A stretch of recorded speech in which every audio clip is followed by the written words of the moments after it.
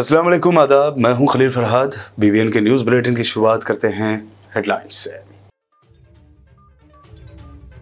अमित शाह का हैदराबाद दौरा, 17 सितंबर को बताया तेलंगाना की आज़ादी का दिन। कहा, बिना खून का खतरा बहाए हासिल की निज़ाम की रियासत।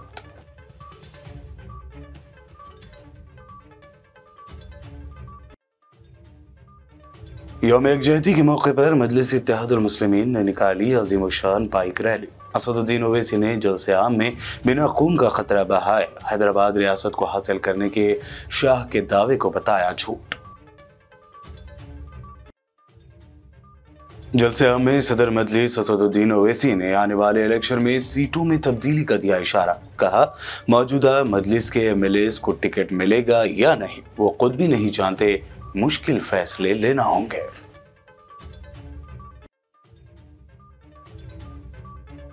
तेलंगाना यौम यकजहती के मौके पर जलसे आम से वारिस पठान का खिताब। कहा, मजलिस को फिरका परस्त जमात कहने वाले देख लें, हम हिंदू मुस्लिम सिख ईसाई सबके लिए करते हैं काम।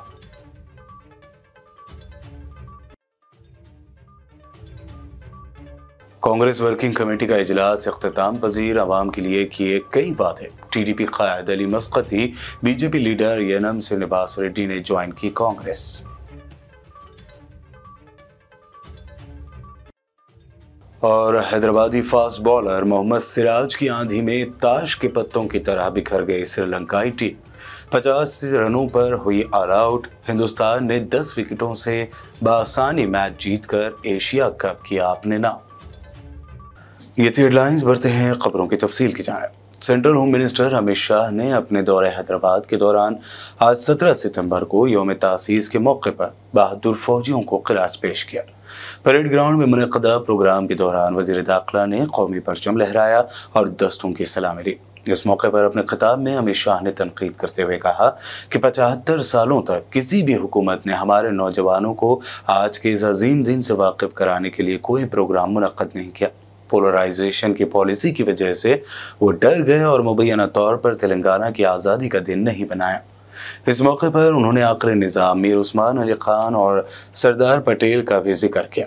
इसके अलावा अमित शाह ने ताज्जुब का दावा करते हुए कहा कि बिना खून का खतरा बहाए हैदराबाद दक्कन रियासत को हिंदुस्तान में जम किया गया।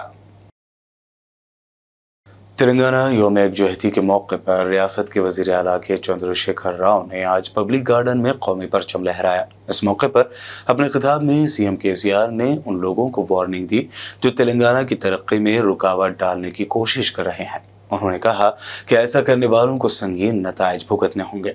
उन्होंने कहा कि हमारा इत्तेहाद ही हमारी ताकत है। आइए हम सुनहरे तेलंगाना को खड़ा करें और इसके लिए कोशिश करें।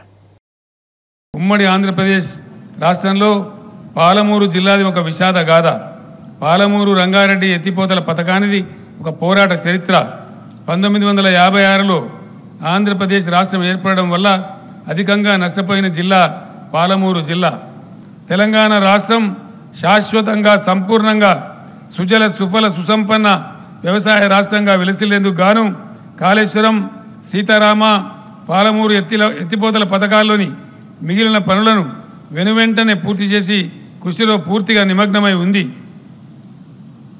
నేడు తెలంగాణ అనేక రంగాలలో నంబర్ 1 స్థానంలో నిలవడం మనందరికీ గర్వకారణం. అనతి కాలంలోనే విద్యుత్ రంగ సంక్షోభాన్ని అధిగమించి అన్ని రంగాలకు 24 గంటల పాటు వ్యవసాయానికి పూర్తి ఉచితంగా నాణ్యమైన విద్యుత్ సరఫరా చేస్తున్న ఏకైక రాష్ట్రం దేశంలో తెలంగాణ మాత్రమే.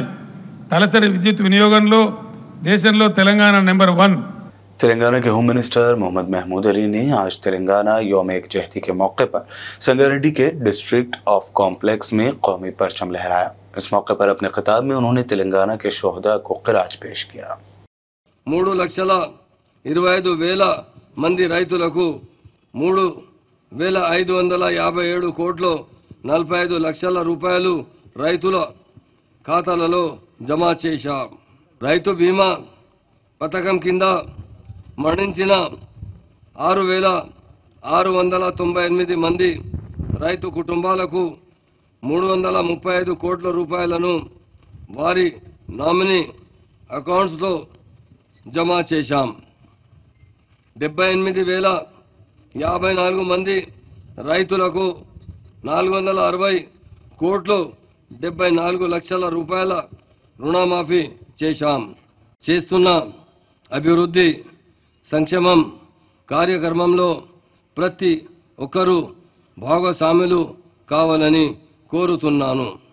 आज 17 सितंबर योम एकजहती के मौके पर मजलिस इत्तेहादुल मुस्लिमीन व हैदराबाद रुकन पार्लियामेंट असदुद्दीन ओवैसी की क़यादत में दरगाह यूसुफैन चौक से तिरंगा बाइक रैली निकाली गई।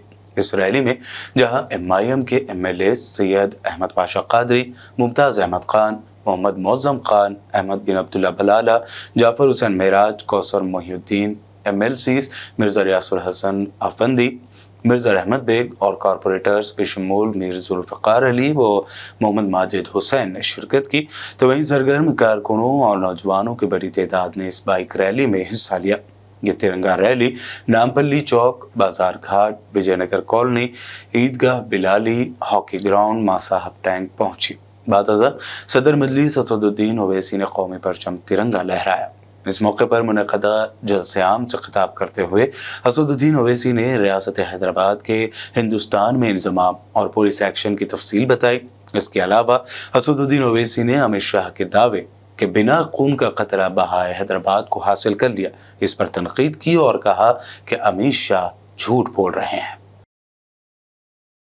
को आगे बढ़ाने के लिए, उनको तरक्की दिलाने के लिए मजलिस इत्तेहादुल मुस्लिमीन ने, आप हम जानते हैं कि किसी मैदान में भी आपकी अपनी मतायातीस ऑल इंडिया मजलिस इत्तेहाद रकीब मिल्लत अली जनाब अलहाज इनके कारनामों को लिखा जा रहा है।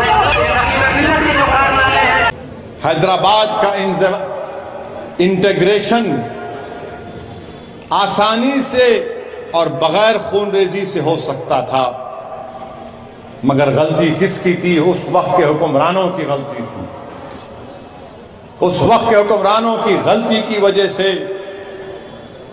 रियासत हैदराबाद में जो पुलिस एक्शन हुआ, मैं नहीं, काजी अब्दुल गफ्फार और पंडित सुंदरलाल की रिपोर्ट है। पंडित सुंदरलाल गांधीयन थे।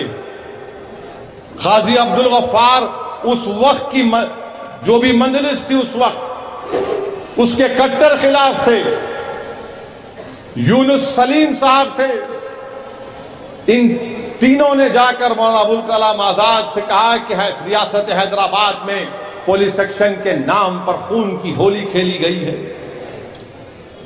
मौलाना अबुल कलाम आजाद ने नेहरू को कहा, नेहरू ने पंडित काजी अब्दुल गफ्फार और पंडित सुंदरलाल को हैदराबाद रियासत में रवाना किया, और उस वक्त रियासत हैदराबाद में कोई बाहर का आदमी दाखिल नहीं हो सकता था। काजी अब्दुल गफ्फार और पंडित सुंदरलाल ने मिलिट्री में था, ये पूरा इलाका मिलिट्री की हिरासत में था।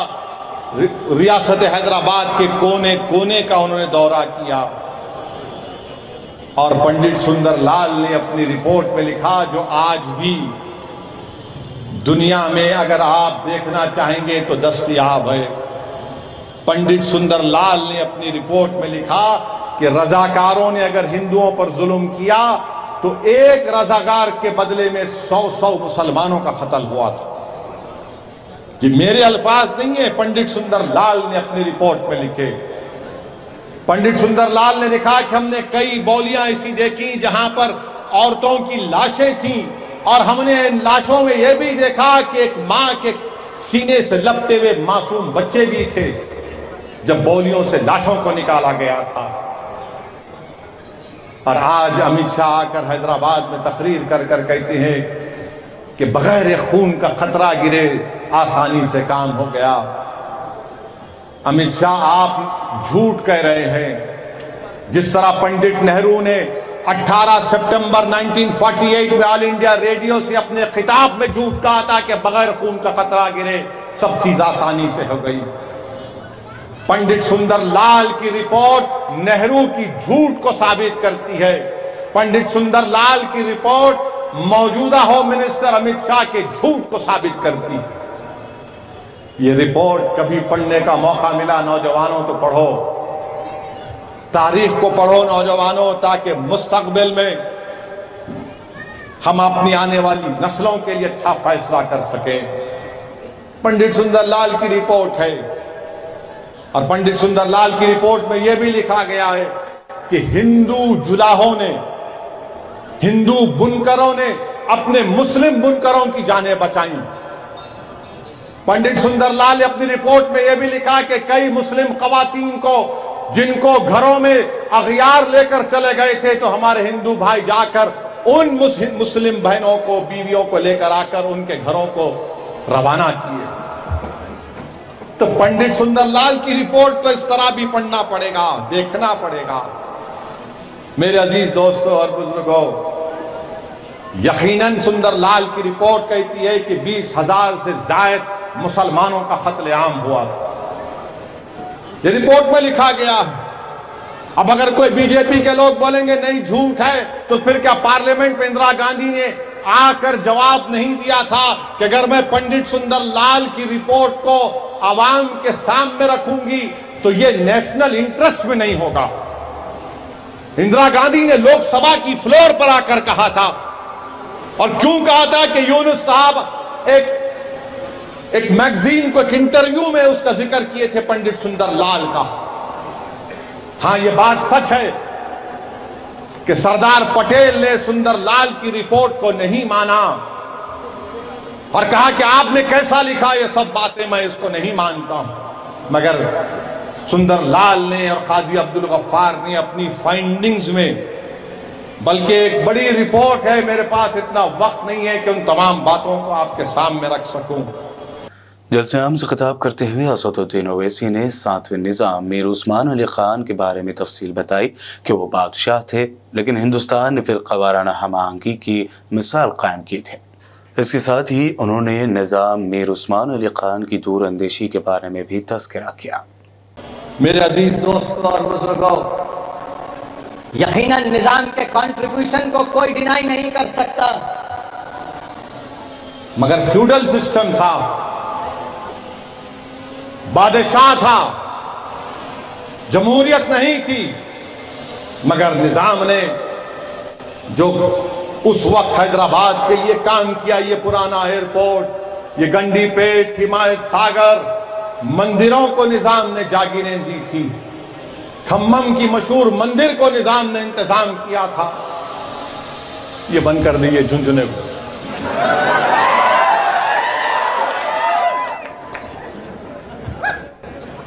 आर्ट्स कॉलेज निजाम ने बनाया, निम्स हॉस्पिटल निजाम ने बनाया, उस्मानिया हॉस्पिटल, हाई कोर्ट की बिल्डिंग, पत्थर गट्टी। और निजाम में इतना दूरंदेशी भी थी कि उनको मालूम था कि इस वक्त हैदराबाद बहुत ज्यादा बढ़ेगा, तो निजाम ने फ्यूडल होते हुए भी जागीरें बांटी, मगर निजाम ने हैदराबाद के तरफ जागीरें नहीं बांटी। जुबली हिल कॉरपोरेशन बनाने का निजाम के पास प्रोग्राम था। बैठ जाइए। निजाम ने, अब ये हाईटेक सिटी की बात चंद्रबाबू नायडू करते हैं। अरे बाबू, वो निजाम की दूरंदेशी थी कि निजाम ने उन जमीनात को मेरी पसंद नापसंद का सवाल अलग बात है, मगर जो सच्चाई है तो उसको बयान करना पड़ेगा। अब जो लोग मजलिस के फैसलों पर तनकीद करते हैं, मैं तो सिर्फ उनसे इतना ही कहूंगा, और जो हमको इल्जाम लगाते ये रजाकार है, बीजेपी बोलती है ओवैसी रजाकारों से इसका ताल्लुक है, वो कांग्रेस का चेपीदी बोलता है निजाम है।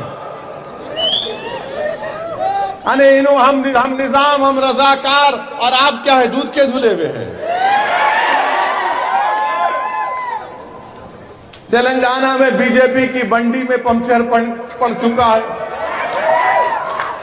बंडी में पंचर हो गया।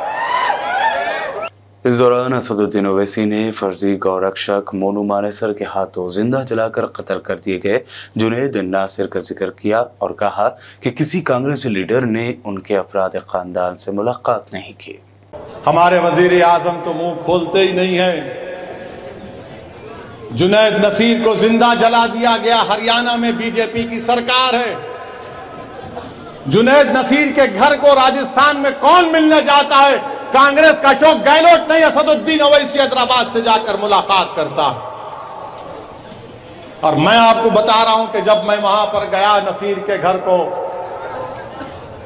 तो मुझे जानकर तकलीफ हुई कि मरने वाले के 5 बच्चे थे और मरने वाले के ऊपर उसके बड़ा भाई जो नींद पागल है उसके 6 बच्चों की भी जिम्मेदारी थी।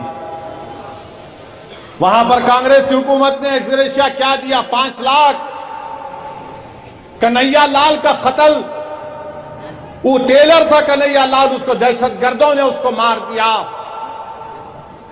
तो बीजेपी वहां कांग्रेस की हुकूमत ने 50 लाख दिए कन्हैया लाल की फैमिली को। अच्छा किया, वही 50 लाख जुनैद नसीर को भी देते। आप नहीं कर सकते। आप हैदराबाद एमपी असदुद्दीन ओवैसी ने इंतखाबात में मजलिस के उम्मीदवारों के बारे में और उनकी सीटों के बारे में हैरत अंगेज बात करते हुए कहा कि अभी ये नहीं मालूम कि मौजूदा एमएलएस को टिकट मिलेगा या नहीं। वो खुद भी नहीं जानते कि वो एमपी का इलेक्शन लड़ेंगे या नहीं। सदर मजलिस असदुद्दीन ओवैसी के इस बयान के बाद सियासी गलियारों में हलचल मच गई है और तरह तरह की क़यासाराइयों का दौर शुरू हुआ है कि आप मुत्तहिदा तौर पर जहां पर मजलिस के उम्मीदवार रहेंगे, आप मजलिस इत्तेहादुल मुस्लिमीन को कामयाब करिए। और जहां अभी फैसला नहीं हुआ, यहां बैठने वाले एमएलए को भी नहीं मालूम कि उनको टिकट मिलेगा या नहीं मिलेगा। समझे ना आप?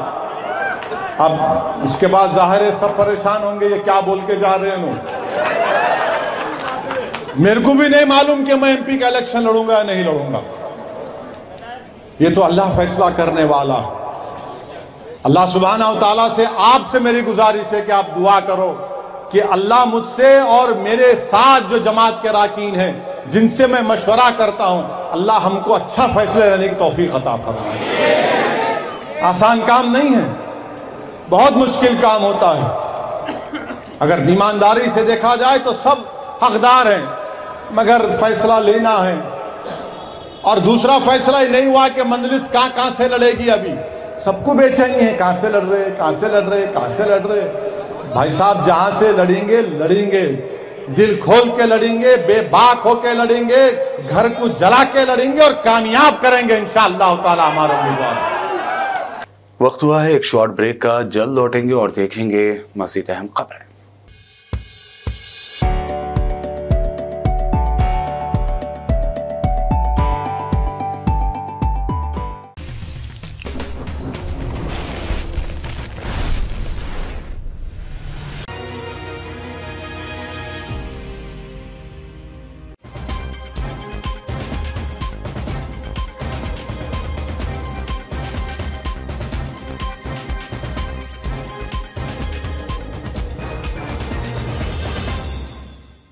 ब्रेक के बाद आगे बढ़ते हैं और अब देखते हैं मज़ीद अहम खबरें। तेलंगाना यौम यकजहती के मौके पर मजलिस इत्तेहादुल मुस्लिमीन की जानिब से निकाली गई बाइक रैली के बाद एक अज़ीम शान जलसा मुनक़्क़द किया गया। इस मौके पर महाराष्ट्र MIM के लीडर वारिस पठान ने खिताब किया। उन्होंने कहा कि हमें फ़िरक़ा परस्त जमात का नाम देने वाले देख लें कि हमारी पार्टी हेडक्वार्टर से हिंदू, मुस्लिम, सिख, ईसाई सबके लिए काम किया जाता है। MLA को या किसी कॉरपोरेटर को आपकी खिदमत के लिए हाजिर है। दारुस्सलाम इस बात की गवाही है कि वहां पर हर तरह का, चाहे हमारा हिंदू भाई हो, दलित भाई हो, क्रिश्चियन भाई हो, सरदार भाई हो, मुसलमान, सबका काम वहां से होता है। हम पे फिरका परस्ती का इल्जाम लगाने वाले ये देखकर हैरान है कि जमात इस तरह किस तरह सबका काम कर रही, लेकिन यकीन मानिए गवाही देता है दारुस्सलाम।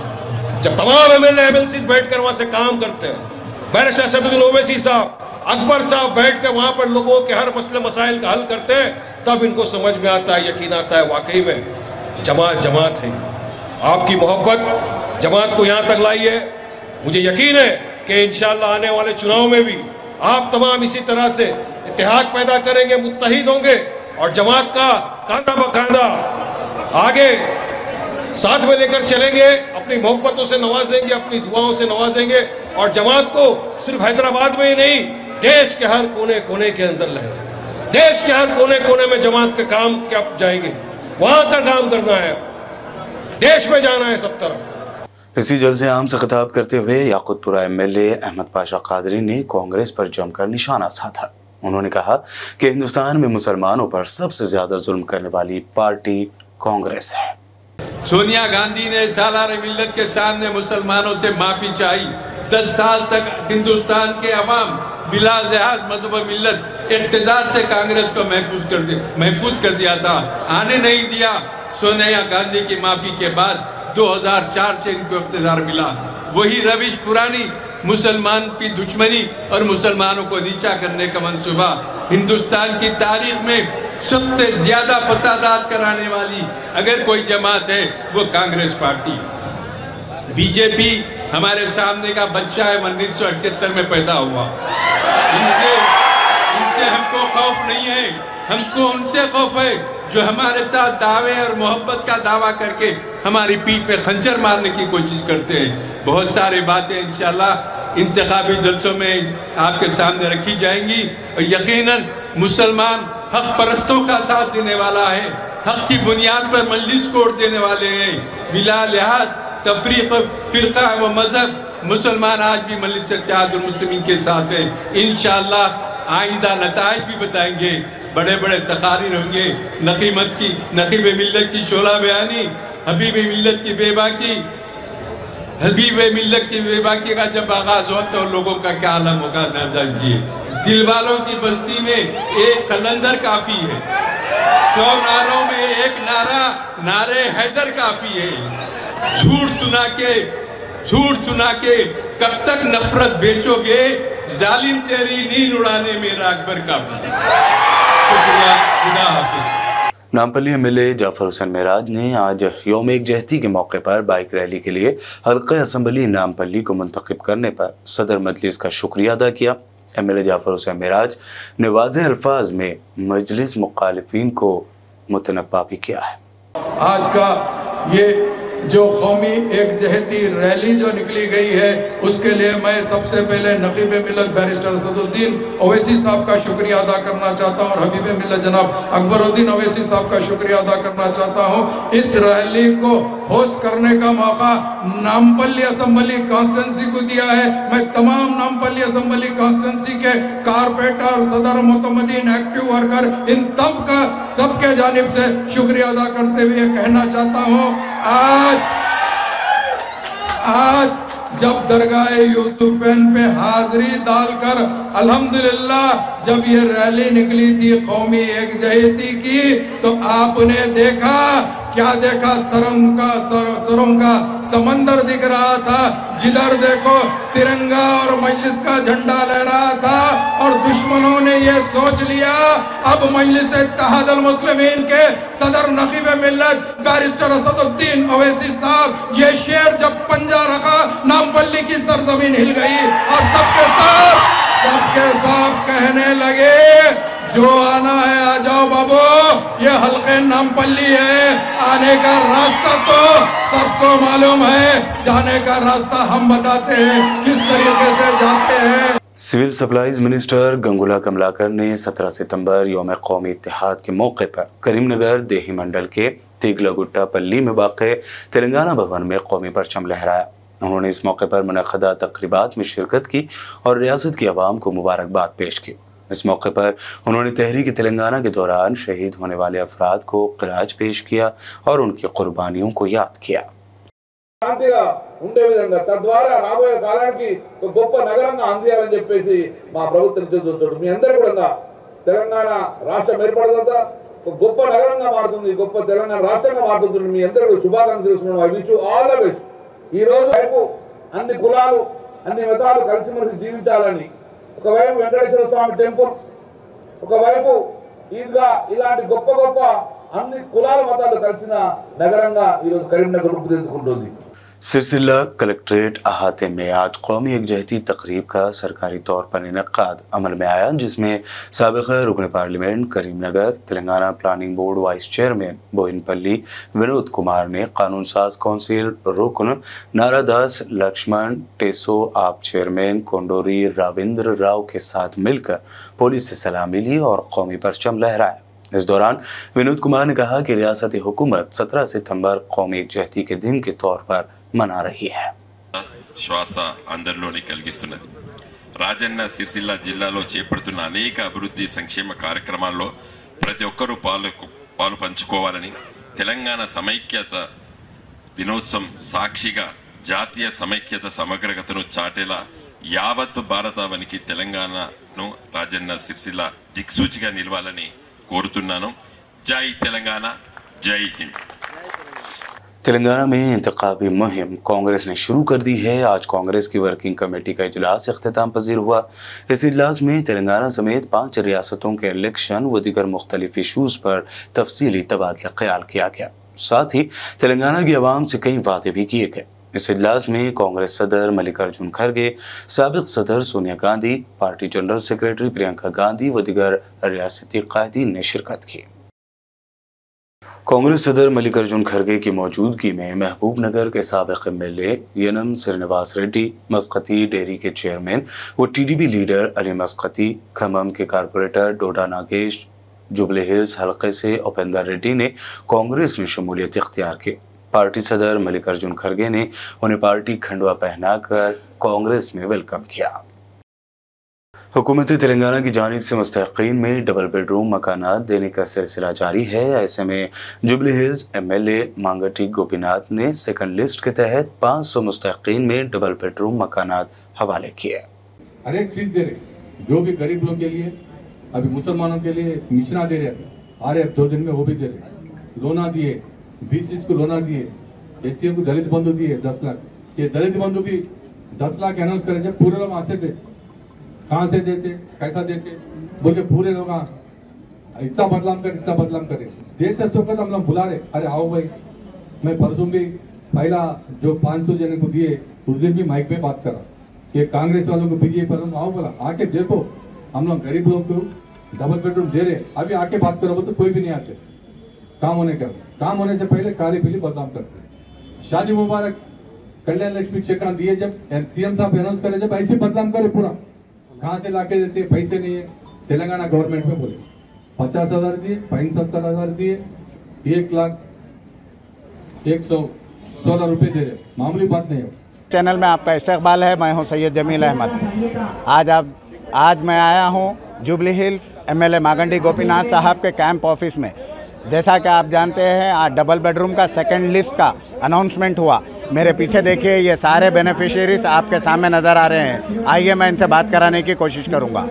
15 साल से बढ़ के रही किराए के घर में। अब केसीआर का सवाब है उनका, अल्लाह का बदल दुआ दे उनको, अल्लाह हाथ पर मैली की कुव्वत दे उनको। मेरा बच्चा ऐसा है, वो बच्चे को लेके हूँ मैं। 30 साल से किराए से थे। गोपीनाथ सर का हम बहुत शुक्रिया, केसीआर सर का, हमेशा उनकी हुकूमत को हम वोट देते रहेंगे। बहुत बहुत शुक्रिया, अल्लाह उनको अच्छा रखो, हमेशा अल्लाह उनको सेहत दो। बस 30-40 साल से किराए से थे। बहुत बहुत शुक्रिया केसीआर साहब का और गोपीनाथ सर का, दिल से दुआ देंगे। जैसे हमारे को डबल बेडरूम अलॉट हुआ, जो जितने भी अलॉट नहीं हुए उन सबको अलॉटमेंट करो। आपका बहुत बहुत शुक्रिया। हम लोगों को, हमारे खानदान वालों को सबको आप पेंशन अलॉट कर रहे, कल्याण लक्ष्मी कर रहे। हम आपसे बहुत बहुत शुक्रगुजार है केसीआर अन्ना। 30 साल से बोराबंडे में रह रहे हम, बोराबंडे में किराए से रह रहे और क्या बोलते हैं, 100 डबल बेडरूम हमारे को अलॉट हुआ। सीएम केसीआर साहब का बहुत बहुत शुक्रिया और मागंडी गोपीनाथ एमएलए साहब का बहुत बहुत शुक्रिया। గొల్లెల శశిరేఖ నా పేరు వచ్చేసి, నేను గత 18 సంవత్సరాల నుంచి ఇక్కడ బోరబండ డివిజన్లో నివసిస్తున్నాను. మాకు రెంట్తోనే ఉంటున్నాం అనమాట. మాకు ఎలాంటి సొంత ఇల్లు కానీ ఆస్తులు పాస్తులు ఏమీ లేవు అనమాట. మేము అప్లై చేసుకున్నాం 2018-19 సంవత్సరంలో అప్లై చేసుకున్నాను డబుల్ బెడ్రూమ్ కోసం. మాకు టీఆర్ఎస్ ప్రభుత్వం వచ్చిన తర్వాత మాకు ఇచ్చిన ఇండ్లు ఏదైతే ఇప్పుడు ఉందో ఫ్రీగానే డబల్ బెడ్రూమ్లో ర్యాండమ్ సెలెక్షన్స్ జరిగినాయి. మన ఎమ్మెల్యే మాగంటి గోపీనాథ్ గారి సమావేశంలోని, మన కార్యాలయంలో సమావేశంలో అన్ని ర్యాండమ్ సెలక్షన్లో తీయడం జరిగింది. ఎలాంటి డబ్బులు ఇవ్వడం కానీ పుచ్చుకోవడం కానీ అలాంటివి ఏం చేయలేదు. కేసీఆర్ గారికి, కేటీఆర్ గారికి, ప్రభుత్వానికి మేము ఎంతో రుణపడి ఉన్నాము. వాళ్ళకి మేము జీవితకాలం ఎంత సేవ చేసినా కూడా మా కుటుంబం ఎప్పటికీ రుణపడి ఉంటాము. అందరికీ thanks so much. Helping hands society की जानिब से अब बिना कोई फीस के एम्बुलेंस सर्विस दी जा रही है। ये बात कर्नाटक के वजीर बल्दी नज़्म नस्क और हज रहीम खान ने बताया। वो बिदर शहर के BBS अस्पताल में एम्बुलेंस का इफ्तिताह करने के बाद खिताब कर रहे थे। उन्होंने बताया कि ऐसे खदमात बहुत कम लोगों की जानिब से दी जाती हैं। मैं उन सब को मुबारकबाद देता हूँ। उन्होंने इस मौके पर हुकूमत की जानिब से जो भी मदद होगी वो ज़रूर करने का भी यकीन दिलाया। इस मौके पर रफ़ीक अहमद गादगी, डॉक्टर अब्दुल जब्बार, डॉक्टर मकसूद चंदा व दीगर मौजूद थे। संतोष नगर PS लिमिट्स में मोहम्मद आमिर नामी 23 साला नौजवान पर बोतल से हमला करके मोबाइल छीन लेने की वारदात पेश आई है। ये हमला 3 लोगों की जानिब से किया गया। वीडियो में मुतासरा शख्स ने अपनी रुदात सुनाई है। अस्सलाम वालेकुम, मेरा नाम मोहम्मद आमिर है। मैं पहले हाशाबाद में रहता था। यहाँ खलंदनगर नगर में घर लिया, 1.5 महीना हुआ घर लेके। अब रात में मैं थोड़ा लेट आता हूँ घर को, कोई भी दोस्त ड्रॉप करता, मेरे को गाड़ी नहीं है मेरे पास, आते जाते रहते छोड़ने करने मेरे को। तो रात में मेरे को ऐसी एक दोस्त छोड़ने आया था कोई, तो डब्बे को जा रहे थे हम बनाए के, तो बनाए के डब्बे जान जा रहे। तो 3 जने, मैं मेरा दोस्त है समझ के हाथ बताया एक जनों को, तो 3 जने सटन सामने गाड़ी ला के रोक के फ़ोन निकालते रहा। बोले फ़ोन निकाल के मारना चालू कर दिए, वहाँ मार दिए कर दिए बाद में। फिर उसके बाद में मैं वहाँ से चले गया। फिर मेरे और 2 दोस्तों को लेकर उन लोगों को ढूंढने निकला, फिर उन लोगों नहीं मिले। फिर उसके बाद पूरा ढूंढा, खलंदर नगर में हुआ, ये झंडे के पास कब्रस्तान है खलंदर नगर के पास, वहाँ पे हुआ। फिर उसके बाद में वहाँ से हम चले गए। फिर मैं घर को जा रहा था। फिर गोल्डन जुबली स्कूल गए थे उन लोग, गोल्डन जुबली स्कूल गए। फिर 3 जने थे उन लोग, 3 जने थे। तो फिर मिल गए लोग वहाँ पे, मिले तो मैं भी लोगों को 2-3 मारा। वही मारने के बाद में फिर घर में से 8-10 जने बड़े लकड़ियाँ लेके करके दोस्तों को भी मार दिए। मेरा भी सर्वर फोड़ दिए, इधर हाथ कोनियों पे इधर उधर घुटना वुटना फोड़ दिए कर दिए। फिर रात में उस्मानिया को गया, मैं PS को गया, पहले PS को गया तो ISN PS को गया तो फिर वहाँ से चंदौर नगर PS लिख गए। फिर उस्मानिया को लिख जाके ट्रीटमेंट कराए। MLC कुछ भी दिए करे नहीं, खाली छोटे छोटे चिट्ठियाँ दे दिए। PS में भी रेस्पेक्ट नहीं कर रहे, चंदौर नगर PS में कुछ एक्शन भी नहीं लिए, लाइट ले रहे गए। तो गाली गलोच बैठ बहन गड़े, कंप्लेंडर की रेस्पेक्ट ही नहीं है कुछ भी वहाँ पे सर चंदौर नगर PS में। खाली टाके लियो बोले नहीं लिया, मेरे को टाकों से डर होता भाई, खुली बात। टाके लियो बोले टाके नहीं लिया, मैं टाके लेना पड़ा आपको, टाके सर पे पीछे लेना पड़ा, 2 मारा पड़े। किसे पड़े वो नहीं देखा, मैं शीशा फूटा सर पे ऐसा दिखा मेरे को पीछे, तो मैं देखा तो नहीं, पीछे से पड़ा मार मेरे को। CCTV है वहाँ पे, चेक कर ले सकते आप लोग। किसी से आपस में नहीं, कुछ भी नहीं है, स्नैचर आए लोग, फोन खींच रहे थे मेरा। ज्यादा रिस्पेक्ट नहीं मिली PS से, मेरे को हॉस्पिटल को भी नहीं लिख गए। हमारे बड़े भैया मतीन भैया, उन्होंने क्या है 108 को कॉल करके जाओ हॉस्पिटल बोले। फिर लास्ट में उन्होंने आके रोड पे, पैसे भी नहीं थे मेरे दिन में, पैसे दे के करके ऑटो बुक करके उन्होंने दवाखाने को भेजे, खाली जवान को भेजे, पुलिस वाले साथ में। और मेरे साथ में 2 दोस्तान भी थे, उन लोग भी थे। लड़ाई में फ़ोन स्नैचिंग होती है खुद मेरा। सर चोरी हो गया आपके पास? नहीं, स्नैच चोरी नहीं हुआ सर, उन लोगों के पास खींच लेके भागे लोग बोल के। मैं मेरा फ़ोन लेने गया था वापस, तो वहाँ पे अटैक हुआ मेरे ऊपर। फोन आपके पास है? नहीं, उन लोगों के पास है मेरा फ़ोन, Redmi Note 5 Pro, एक ही फ़ोन है उन लोगों के पास मेरा। 3 जने थे, ड्यूक गाड़ी थी KTM। हाँ, रोसा सडन गाड़ी रुक दी, ऐसी ओवरटेक करके रोके गाड़ी। कंप्लेंट करे पुलिस स्टेशन? हाँ करा, कंप्लेंट करा चंदौर नगर PS।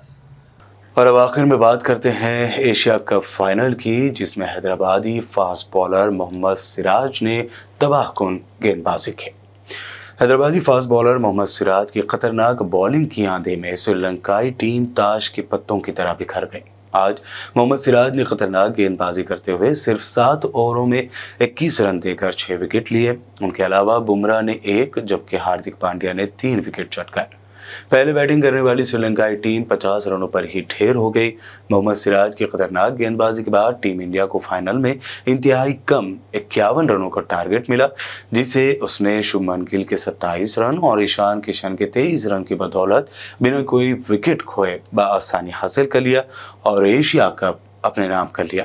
ये मैच मोहम्मद सिराज की कातिलाना गेंदबाजी की बदौलत एक तरफा और यादगार रहा। सिराज की गेंदबाजी के बाद सोशल मीडिया पर भी मीम्स का सैलाब आ गया है। आखिर में हेडलाइंस पर डालते हैं एक और नजर। अमित शाह का हैदराबाद दौरा, 17 सितंबर को बताया तेलंगाना की आजादी का दिन। कहा बिना खून का खतरा बहाए हासिल की निजाम की रियासत।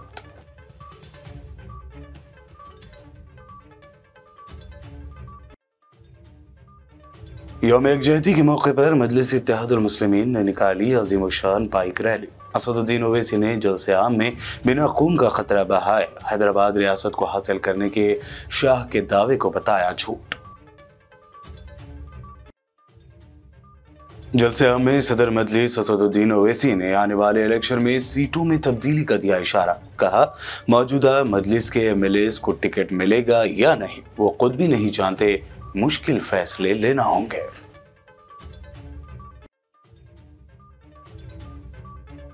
तेलंगाना यौम एकजहती के मौके पर जलसे-आम से वारिस पठान का खिताब। कहा, मजलिस को फिरका परस्त जमात कहने वाले देख लें, हम हिंदू मुस्लिम सिख ईसाई सबके लिए करते हैं काम।